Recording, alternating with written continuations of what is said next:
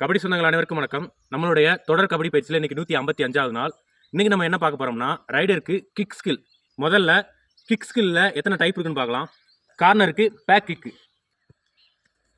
Next கார்னருக்கு வந்து scorpion kick, next கார்னரோட இன்னுக்கு வந்து நம்ம ஃப்ரண்ட் கிக் விடலாம். நெக்ஸ்ட் கவருக்கு வந்து front kick and running kick, கார்னருக்கு running kick and front kick விடலாம். சென்டர் இன்னுக்கு ரன்னிங்லேயே நம்ம சென்டர் கிக் விடலாம்.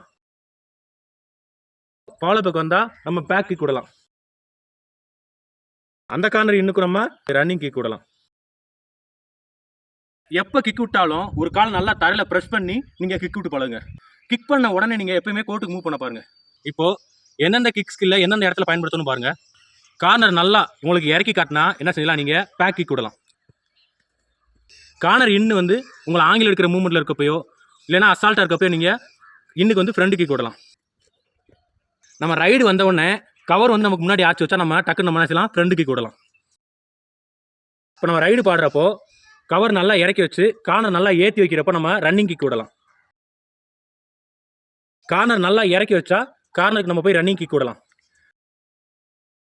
கார்னருக்கு ஏதோ ஒரு ஸ்கில் பண்ண போகிறப்போ கார்னர் வேகமாக ஏறிட்டாருன்னா இன்னுக்கு வந்து நம்ம ஃப்ரண்ட் கிக் விடலாம், இல்லைனா ரன்னிங் கிக் விடலாம். இப்போ நம்ம ஸ்பீடாக ஏதாவது ஒரு ஸ்கில் பண்ண போகிறோம் கார்னருக்கு, அப்போ வந்து டக்கு நீங்கள் ஃபாலோ பேக் யார் வந்தாலும் நீங்கள் பேக் கிக் விடலாம். ரொம்ப ஆக்டிவாக இருக்க கார்னர் அண்டு பேக் ஹோல்டு பண்ணுற கார்னருக்கு வந்து நீங்கள் ஸ்கார்பியன் கிக் விடலாம். ஃபஸ்ட் டைம் கிக் ஸ்கில் பழகிறவங்க உங்கள் லெக்குக்கு நல்லா முதல்ல ஸ்ட்ரெச்சிங் பண்ணுங்கள். ஸ்ட்ரெச்சிங் முடிச்சுட்டு லெக்கை நல்லா ஃப்ரண்டு பேக்கு சைடில் நல்லா ஃப்ரீயாக விடுங்க.